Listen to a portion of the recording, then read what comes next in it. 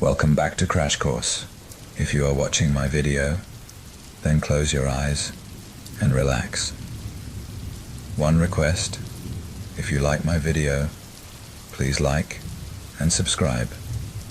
Thank you. Let's start. The stranger in the cabin. It was a stormy night, the kind where the rain felt like 1,000 needles against the skin. The forest stretched endlessly, its ancient trees towering high, their branches twisting and clawing at the sky. Beneath their shadows walked Aisha, a 19-year-old girl with long black hair, drenched and trembling from the cold. She hadn't planned to be there. Earlier that day, she had joined a group of friends on a hiking trip. But as night fell, a disagreement broke out, and she stormed off into the woods alone, determined to find her own way back. It was a mistake. Now lost and disoriented, she stumbled through the muddy path, her shoes sinking into the earth with every step.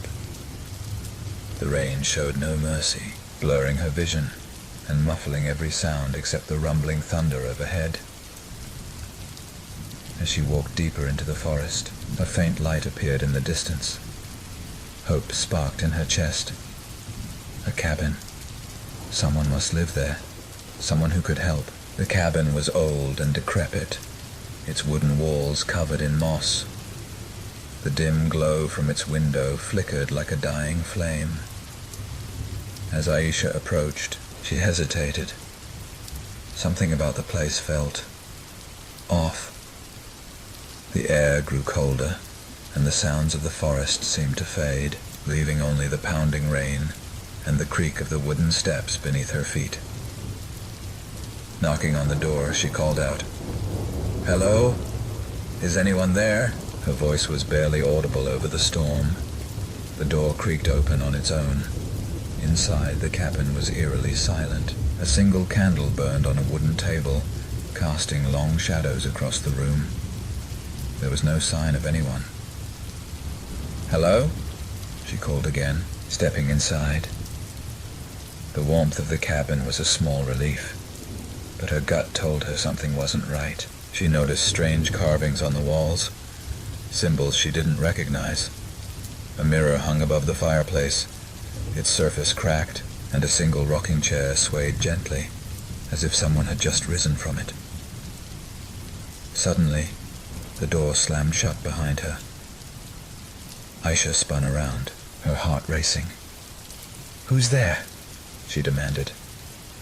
A low, guttural whisper echoed from the shadows. "Why? Are you here?" The story unfolds with Aisha discovering the cabin's dark secrets. She finds old photographs of people who once stayed in the cabin, but were never seen again. The whispers grow louder, guiding her to a hidden trapdoor beneath the rug. Below, she discovers a cellar filled with unsettling artifacts. Jars containing old letters, locks of hair, and dusty dolls with lifeless eyes. As the night progresses, the rain grows heavier, and Aisha realizes she isn't alone. Shadows move in the corner of her vision, and the whispers now call her name. She tries to escape, but finds the cabin has changed. Doors lead to nowhere. Windows show reflections of places she's never seen.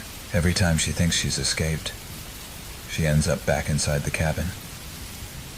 A mysterious figure eventually emerges from the shadows. A tall, faceless entity draped in tattered black robes. It doesn't speak, but moves closer every time she looks away. Ending possibility. The story can end in two ways, depending on your preference. The ambiguous ending. Aisha escapes the cabin at dawn, only to find herself back at the starting point of the forest, as if the night had never happened. But as she walks away, she notices symbols from the cabin carved into her arm, a haunting reminder that the cabin may still be with her. The dark ending. Aisha confronts the entity in a final act of desperation, but as she does, the screen fades to black, with her scream echoing in the silence. The next scene shows a new traveler stumbling upon the same cabin. and the cycle begins again. The cellar's secrets. Aisha's breaths were shallow as she stared at the trapdoor she had discovered beneath the rug. The whispers in the cabin had grown louder, almost as if they were beckoning her to open it. Against her better judgment, she gripped the rusted handle and pulled it open. The smell of damp earth and rot wafted up, making her gag. Below was a narrow staircase leading into darkness. A single lantern hung on a hook nearby. She lit it and cautiously descended, her footsteps echoing on the wooden steps. The cellar was colder than the cabin above, and the faint sound of dripping water echoed in the stillness.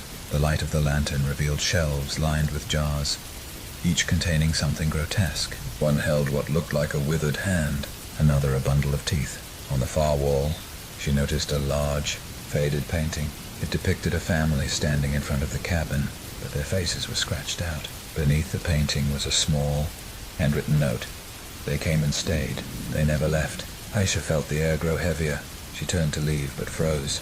The trapdoor above had slammed shut, and now footsteps echoed from above. Someone or something was in the cabin. Her heart pounded as she whispered to herself, "This isn't real. This can't be real." The figure revealed. The footsteps above grew louder, pacing back and forth. Suddenly, the whispers turned into a guttural growl, and the light of the lantern flickered. Aisha turned frantically, trying to find another way out, but the cellar was a dead end. Then she saw it. A tall figure standing at the edge of the lantern's light. It didn't move, but seemed to watch her, its presence oppressive. The figure was cloaked in black, its face hidden in shadow. "Who are you?" she stammered, backing away. The figure raised an arm, pointing toward her, and the whispers filled the room again, louder than ever. Aisha felt her legs weaken, and she dropped to her knees, the lantern clattering to the floor. The chase. Summoning her strength, Aisha grabbed the lantern and ran past the figure, scrambling up the stairs. The trapdoor was open now, though she didn't remember opening it. The cabin above seemed darker, its walls shifting and groaning as if alive. She bolted for the door, but when she opened it, she found herself staring into the same room she had just left. The cabin was playing tricks on her. "Let me out!" she screamed, pounding on the walls. The whispers turned to laughter, mocking, cruel laughter, and then she saw them. Shadows emerging from the walls, figures with hollow eyes and elongated limbs. They moved slowly at first, but as she backed away, they lunged toward her, a mysterious ally. Just as one of the shadows reached for her, a loud crash shook the cabin. The shadows retreated, hissing, and the whispers fell silent. Standing at the doorway was a man she didn't recognize, his face partially obscured by a hood. "You shouldn't have come here," he said, his voice calm yet urgent. Aisha stared at him, confused but too scared to argue. "Who are you? What's happening?" "There's no time to explain. If you want to survive, follow me," he said, extending a hand. Against her instincts, Aisha took his hand. The man led her out of the cabin, though the world outside was different. The forest seemed darker, the rain heavier. "The cabin isn't just a place," he said as they ran. "It's a trap. It lures people in and keeps them here. You've seen too much, and now it won't let you go." The endless forest as they ran. Aisha noticed the trees around them weren't leading anywhere. It was as if they were running in circles. The man seemed to realize it too, cursing under his breath. "There's only one way to end this," he said, stopping abruptly. He turned to her, his face now pale. "You have to destroy it." "Destroy what?" Aisha asked, her voice shaking. "The heart of the cabin," he replied. "It's buried beneath the cellar, but if you go back, you might not make it out again." The return to the cabin, Aisha's heart sank at the man's words. Go back? To the cabin that twisted reality and trapped her in its horrors? She shook her head violently. "I can't," she said, trembling. "I barely got out alive." "You don't have a choice," the man replied firmly, his dark eyes staring into hers. "If you don't destroy the cabin's heart, it will never stop. It will hunt you, no matter where you go, pulling you back into its clutches." Aisha hesitated, rain dripping from her hair as thunder rumbled overhead. She thought of the shadows, the whispers, and the figure in black. She had no reason to trust this stranger, but what other option did she have? "Fine," she said, her voice steadying. "But if I do this, you better not leave me." The man nodded solemnly. "I'll guide you, but the final step, you'll have to take that on your own." Facing the darkness. Together, they retraced their steps through the forest. The path seemed different now, more twisted, as if the trees were shifting to confuse them. The rain grew heavier, soaking them to the bone, but the cabin's faint glow appeared through the mist. When they reached the door, the man stopped and turned to Aisha. "Listen carefully," he said. "The heart is an object. It could be anything. You'll know it when you see it. But once you touch it, the cabin will fight back. It will do everything it can to stop you." "What happens if I destroy it?" she asked. The man's face darkened. "The cabin will collapse, but it might take you with it. Or it might set you free. There's no way to know." Aisha swallowed hard and pushed open the door. The final descent. The cabin's interior had changed again. The walls were darker, almost charred, and the symbols on them glowed faintly, pulsing like a heartbeat. The rocking chair in the corner creaked on its own, and the shadows seemed thicker, heavier. The trapdoor to the cellar was already open, as if inviting her back. "You're not alone this time," the man said behind her.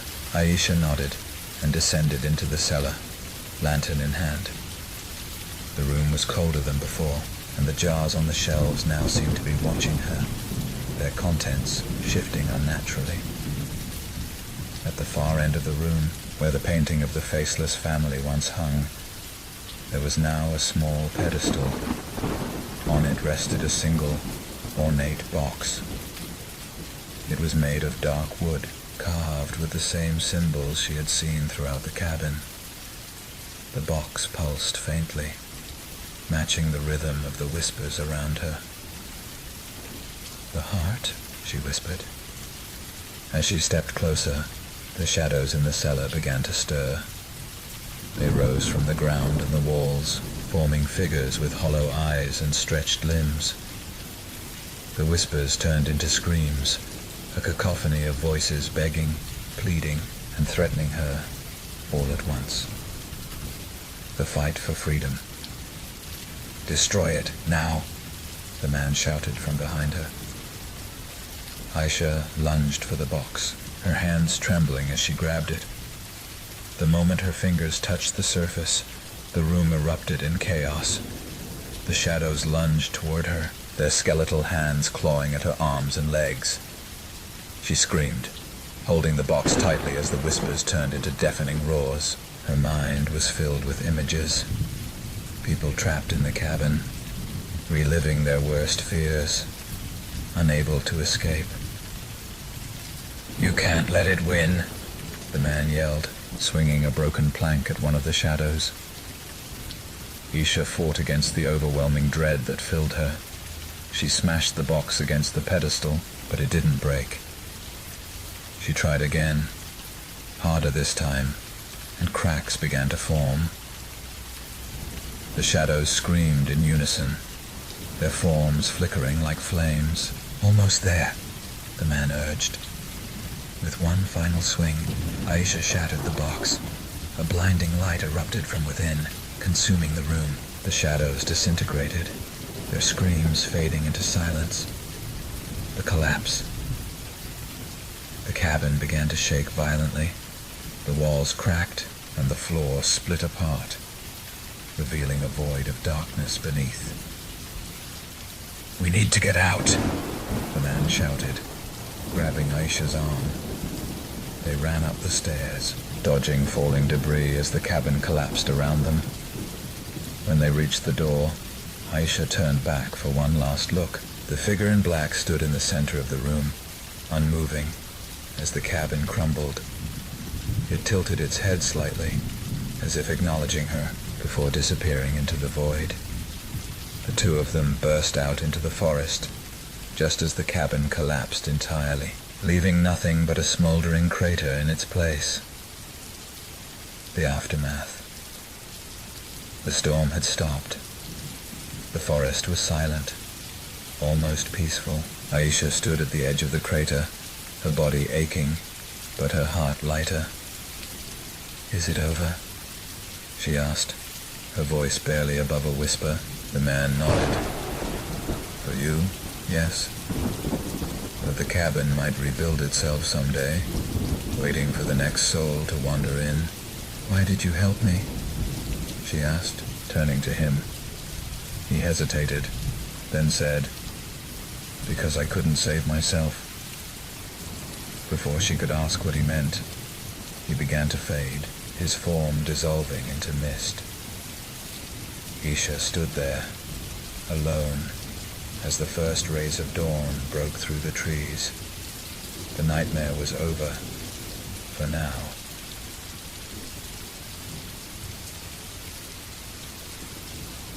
Here's the continuation of the story, expanding it into parts 3 to 6. Part 3. The lingering shadows. Days turned into weeks, and Aisha tried to return to a normal life. She moved back to her small apartment in the city, far from the forest. The memories of the cabin felt like a distant nightmare, but something deep inside her had changed. It started with small, almost imperceptible signs. At night, she would hear faint whispers, just at the edge of her hearing. The lights in her apartment would flicker, and shadows seemed to linger in the corners, darker and thicker than they should be. One night, as she sat in her living room, a chill swept through the room. The window was closed, but the curtains billowed as if in a storm. Aisha froze as she saw the reflection in her TV screen, a tall, dark figure standing behind her. She whipped around, but the room was empty. "You can't escape us," a voice whispered, low and guttural. Aisha's chest tightened. The cabin may have been destroyed, but whatever she had unleashed wasn't gone. It had followed her. Part 4. The Stranger's Warning.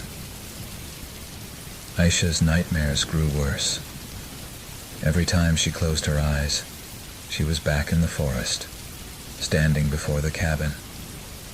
The whispers were louder now, almost as if they were inside her head.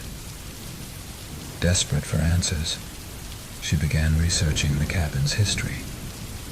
She found nothing concrete, only vague legends about a place that consumed souls and a curse that bound anyone who entered. One evening, as she flipped through an old book on urban legends, there was a knock at her door. When she opened it, she was shocked to see the stranger from the cabin, the man who had saved her. "You're still alive," she whispered. He nodded grimly. "But not for long, if you don't listen to me." He stepped inside, his presence filling the small apartment. The cabin isn't just a place, it's a doorway. When you destroyed the heart, you closed it temporarily, but something crossed through before it collapsed. "What do you mean?" Aisha asked, her voice trembling. "The figure you saw, the one in black, it's part of the curse. It's bound to you now. Until you send it back, it will haunt you, or worse." Part 5. The Ritual. The stranger explained that the only way to banish the entity was to perform a ritual at the site of the cabin. Aisha would need to return to the forest and confront it once more. "I can't do this alone," she said. "You won't," he replied. "But remember, this thing feeds on fear. If you falter, it will consume you." The next night, they journeyed back to the forest. The air was heavy, the trees silent. When they reached the site of the cabin, Aisha gasped. Where the smoldering crater had been, the cabin now stood, whole and intact, as if nothing had happened. "It rebuilds itself," the stranger said. "It always does." Inside, the cabin was darker than she remembered. The whispers returned, louder and more chaotic. The stranger handed her a small blade carved with symbols. "Cut your palm and let your blood touch the floor. It will weaken the entity enough to send it back." Aisha hesitated, but did as he instructed. As her blood dripped onto the floor, the whispers turned into screams, and the cabin began to shake. The figure in black emerged from the shadows, its hollow eyes fixated on her. Part 6. The final confrontation. The entity moved toward her, its presence suffocating. The stranger stood between them, chanting in a language Aisha couldn't understand. The walls of the cabin began to ripple, as if the structure itself was alive. "Finish it," the stranger shouted. "You have to banish it now." Aisha raised the blade, her hand shaking. The figure lunged at her, and for a moment, everything went dark. She was no longer in the cabin, but in a void, surrounded by endless whispers and shadowy forms. "You think you can escape us?" the entity hissed. "We are eternal." Summoning all her courage, Aisha drove the blade into the heart of the void. A blinding light erupted, and the screams of the shadows were deafening. When she opened her eyes, she was lying on the forest floor. The stranger was gone, and so was the cabin. The air was still, the forest eerily quiet. For the first time in weeks, Aisha felt a strange sense of peace. She didn't know if the curse was truly broken, or if it would return someday. But for now, she was free. Let me know if you'd like the next parts or adjustments to this. Here's the continuation of your story, extending it from part 6 to part 12. Part 7. The aftermath. Aisha wandered through the forest, dazed. The absence of the cabin should have been comforting, but something still felt wrong. The whispers had stopped. The shadows were gone, yet an eerie silence hung in the air. When she finally reached the edge of the forest, the first rays of sunlight pierced through the clouds. Aisha collapsed to her knees, exhausted, but alive. For the first time in weeks, she allowed herself to believe that it was over. But as she walked back to civilization, a strange thought nagged at her. The stranger had vanished without explanation. Was he gone for good, or had he been part of the curse all along? Part 8. A new beginning. Weeks passed. Aisha returned to her life, determined to forget the horrors of the forest. She found a new apartment in a bustling part of the city, surrounded by noise and people, anything to drown out the memories. Her days were filled with work, and her nights were uneventful. For the first time in what felt like forever, she began to sleep peacefully. But the peace didn't last. One night, she woke to the sound of faint scratching at her bedroom window. Her apartment was on the 5th floor. There was no way anyone could be outside. Trembling, she approached the window and pulled back the curtain. There was nothing there. But when she turned back to her bed, she saw it, written on her mirror in jagged black letters. "You can't escape us." Part 9. The Return of the Curse. Aisha's world unraveled again. The whispers returned, louder than before. Shadows moved in places they shouldn't, and she began seeing the figure in black in her dreams, always watching, always waiting. Desperate, she returned to the library, combing through books and records for any clue about the curse. She found a single, cryptic mention of the cabin in an old folklore book.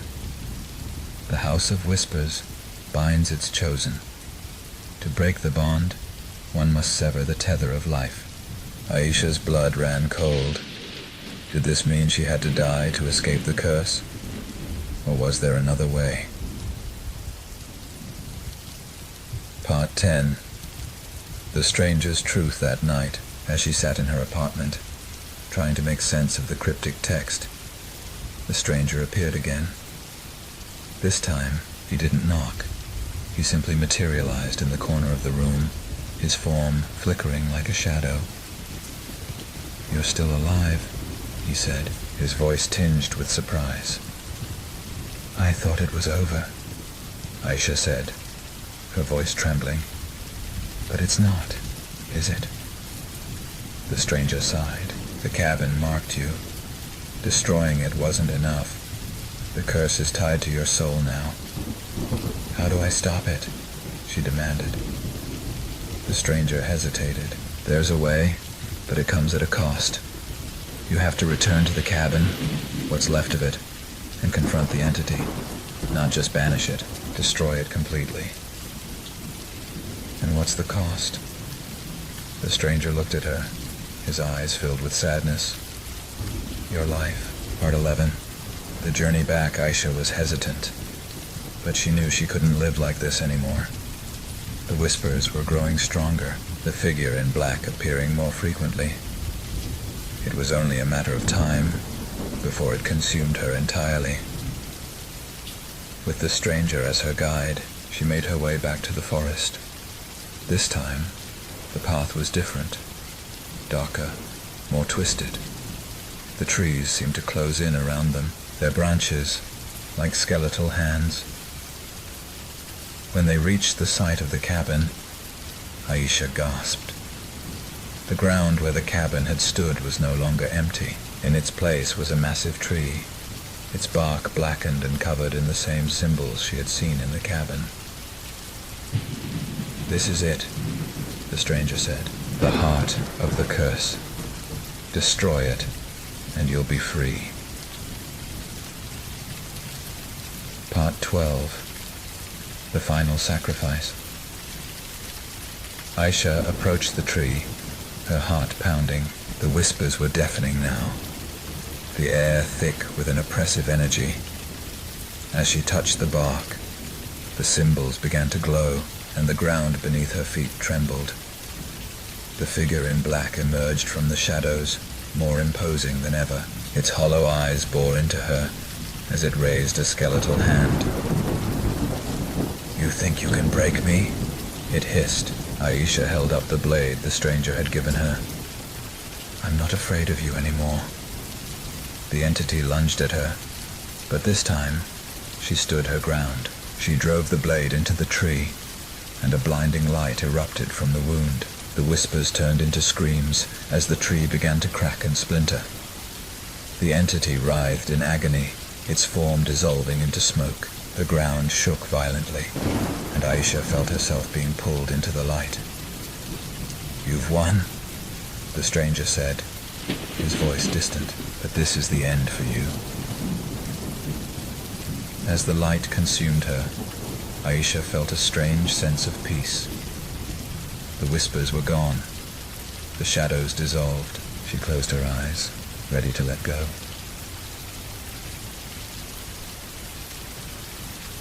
Here's the continuation of the story from part 12 to part 20. Part 13, The Awakening.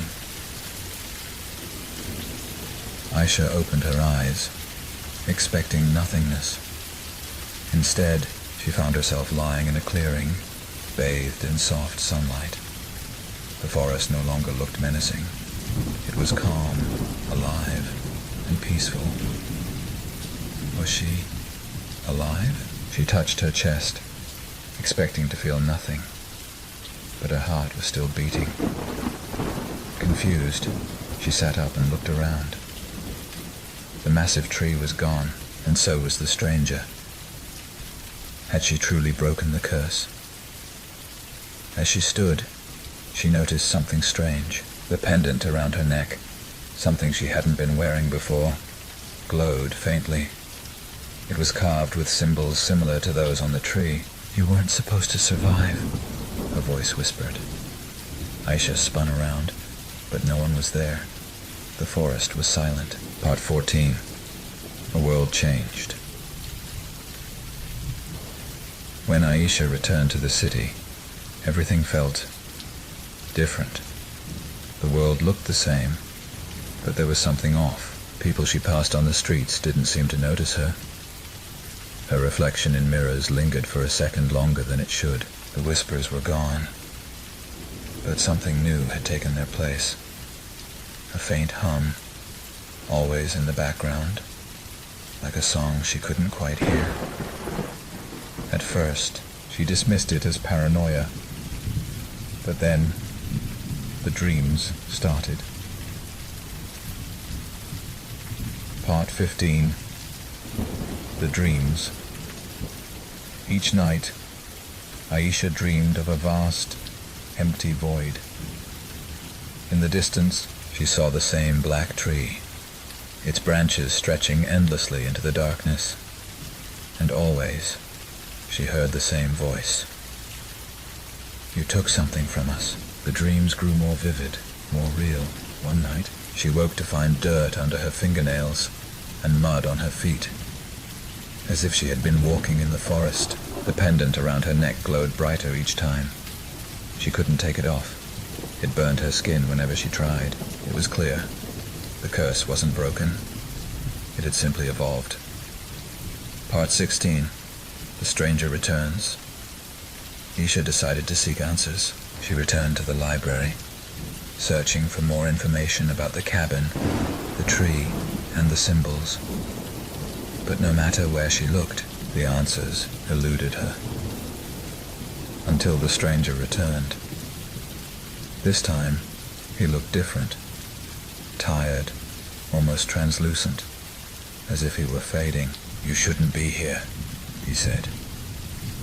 "You told me the curse would end if I destroyed the tree," Aisha snapped. "But it didn't. What's happening to me?" The stranger sighed. "You didn't just destroy the curse. You absorbed it. The power of the tree, the whispers, the entity. They're all inside you now. What does that mean?" "It means you're no longer just a victim. You're part of it." Part 17. The mark of the tree. Aisha didn't want to believe it, but the signs were undeniable. Her reflection began to change. Her eyes darkened. Her shadow moved independently. And sometimes, when she was angry, the hum grew louder, shaking the walls around her. She tried to isolate herself, but the whispers began to return, not from the outside, but from within her own mind. "You belong to us now," the voice whispered. The stranger visited her again, this time weaker than before. "You need to make a choice," he said. "Embrace what you've become, or find a way to sever the bond permanently. But if you wait too long, it will consume you entirely." Part 18. the ritual of separation. The stranger explained that there was one last ritual, a way to sever the bond between Aisha and the entity, but it required her to return to the void, to face the source of the curse one final time. "You'll have to confront the entity," he said, "but this time it won't hold back. If you fail, it will take your soul." Aisha hesitated, but knew she had no other choice. The curse was growing stronger, and she couldn't live like this. The stranger handed her a small vial filled with a dark, swirling liquid. "Drink this when you're ready. It will take you to the void. But remember, the entity is no longer bound. It will do anything to stop you." Part 19. The Void. That night, Aisha prepared herself. She drank the vial, and the world around her dissolved into darkness. When she opened her eyes, she was in the void again.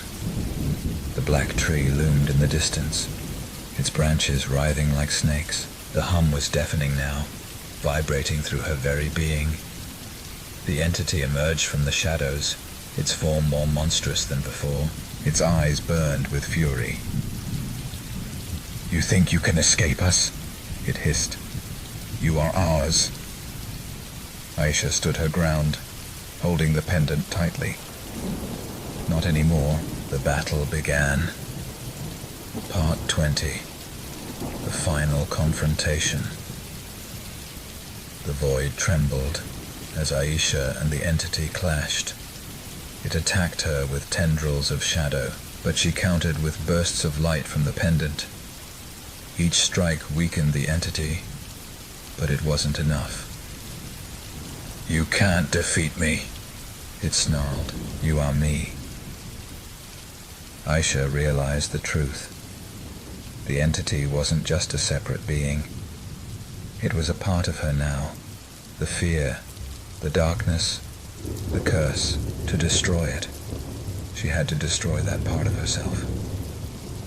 She closed her eyes and focused, channeling all her strength into the pendant. It glowed brighter and brighter until it exploded in a blinding flash. When the light faded, the void was gone. Aisha stood in the clearing where the cabin once stood. The pendant was gone, and the hum had finally stopped. She was free, or so she thought. Here's the continuation of the story, from part 20 to part 25. Part 21. The Silence. Aisha stood in the clearing, her body trembling from the ordeal. The oppressive hum was gone, and for the first time in what felt like forever, there was silence. She dared to believe that the curse had finally ended. The entity was gone, the whispers were silenced, and the dark force that had haunted her was no longer a threat. But something still lingered. She walked through the forest, feeling the weight of the emptiness around her. The trees no longer seemed menacing, but there was an unnatural stillness, as if the world itself was holding its breath.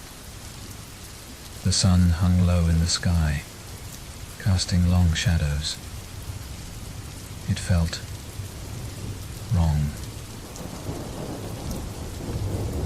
Part 22. The Reflection. Days passed, but Aisha couldn't shake the feeling that something was watching her. She avoided mirrors, afraid to see what she had become. But one day, as she glanced into a store window, her reflection caught her eye. She stopped, her breath catching in her throat. The woman in the reflection was her, but not. Her face was pale, her eyes hollow, and a dark, almost imperceptible shadow lingered around her form. It was as though a part of the curse was still with her, lurking just beneath the surface. Panicking, she turned away, but the image stayed with her. Part 23. The darkening, Aisha began to notice strange things happening. Lights flickered when she entered a room. Her phone would ring with no one on the other end, and she could feel cold drafts in places that shouldn't have been cold. The city around her seemed to warp, like reality itself was bending. And then there were the dreams. She no longer dreamt of the void, but of a dark figure, shadowed, faceless, and towering. Every time it reached for her, she woke up, drenched in sweat, heart pounding. It was like the entity had left a piece of itself behind, something that was still tethered to her. Part 24. The Return of the Stranger. One night, as Aisha sat in her apartment, trying to make sense of the overwhelming sense of dread, there was a knock at the door. She opened it, only to find the stranger standing on the threshold. But this time, he was no longer a ghostly figure.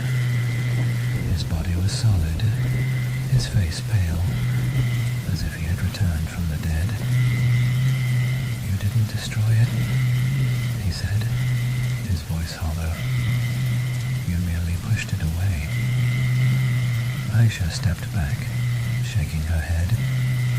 "What do you mean? I destroyed the entity. The tree is gone. It's over." The stranger's face twisted with sorrow.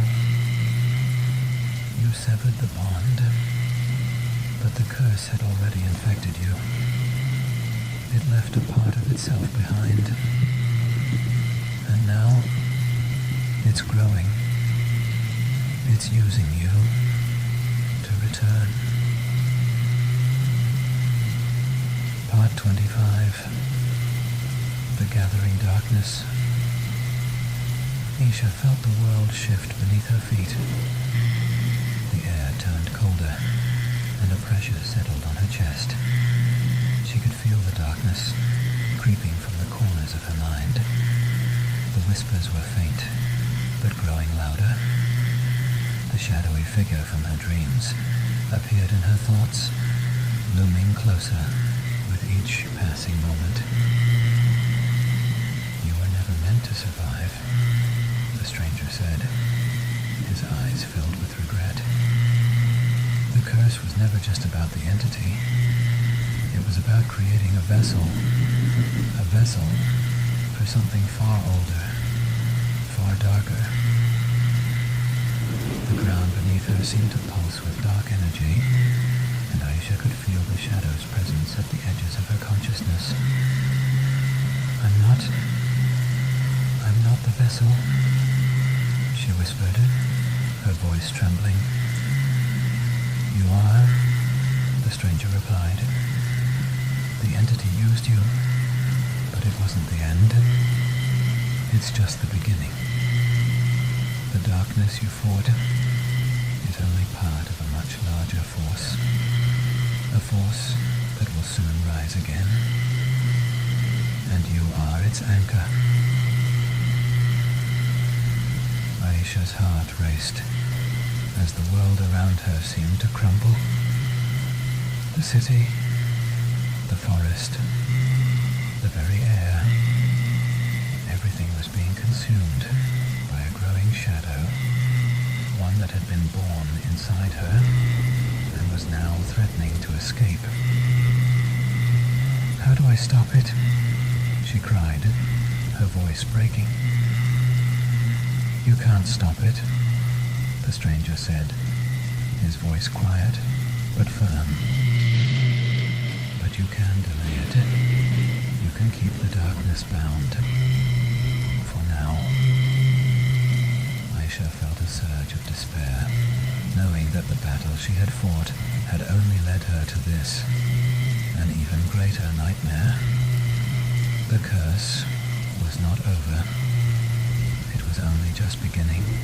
Here's the continuation from part 25 to part 30, bringing the story to an end. Part 26. The binding Aisha could feel the darkness within her, pulling at the very core of her being. It was as if the entity had never truly left. It had simply woven itself into her soul, and now it sought to emerge, to take control. The stranger watched her, knowing what she had to do. "There's a ritual," he said softly. "A binding. It can hold the darkness back for a time, but it will require everything you have." Aisha stared at him, horrified. "What do you mean, everything I have?" "The darkness feeds on fear, on despair. To bind it, you must face all of it. The pain, the memories, the curse, and allow it to consume you for one final moment." She shook her head. "I can't." "You must. There's no other way." Part 27. The Last Choice. The room was suffocating with the weight of the decision. Outside, the city trembled, as if it, too, understood the enormity of the choice Aisha had to make. She could feel the darkness swirling around her, creeping through every crack in her mind. It was relentless, hungry for her power. The stranger's voice was the only thing that anchored her. "You will lose yourself," he warned. "The binding will destroy what remains of your humanity, but it will stop the entity from breaking free." Aisha clenched her fists, staring into the distance. The whispers were growing louder, the shadowy figure in her mind urging her to surrender. "What if I don't?" she asked. "Then everything you know, everything you love, will be consumed. The entity will rise, and you'll be lost forever." Part 28. The descent with a heavy heart. Aisha stood. She walked to the center of the room, closing her eyes. The stranger began to chant in an ancient language, his voice echoing like a warning. As the words filled the air, Aisha felt the darkness surge, pushing against her like a wave. The pain was unbearable. Every regret, every fear, every moment of weakness came flooding back. The shadow took form in her mind, towering over her, wrapping its tendrils around her soul. "You're nothing without me," it hissed. "No," Aisha whispered, her voice trembling but resolute. "I am not yours." The ritual was pulling her deeper into the abyss, but she fought back. She focused on the one thing that could save her, the love she still had for life, the strength to resist the darkness that tried to swallow her whole. Part 29. The Final Stand. The ritual reached its peak.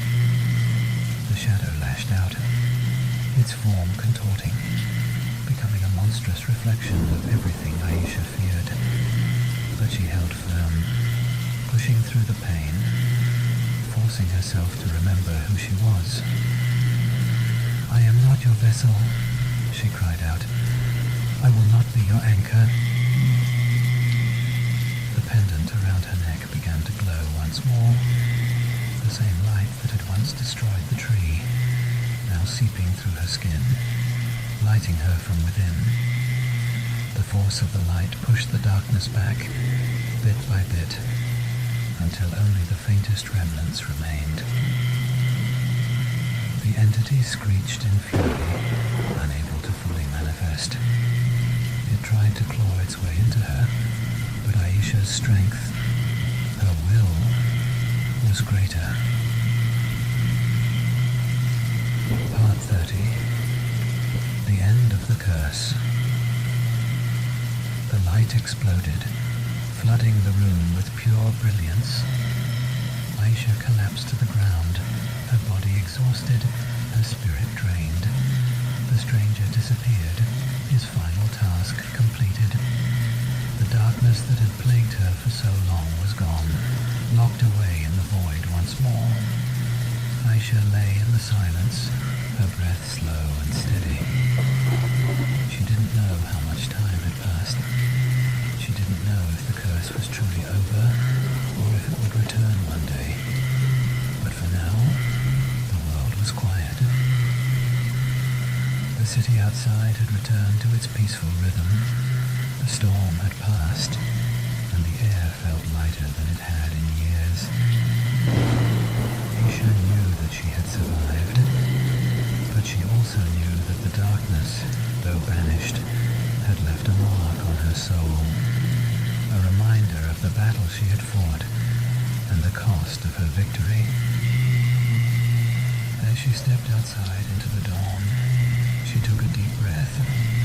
The curse was gone, but the echoes of its presence would remain with her forever. And with that, the story ended.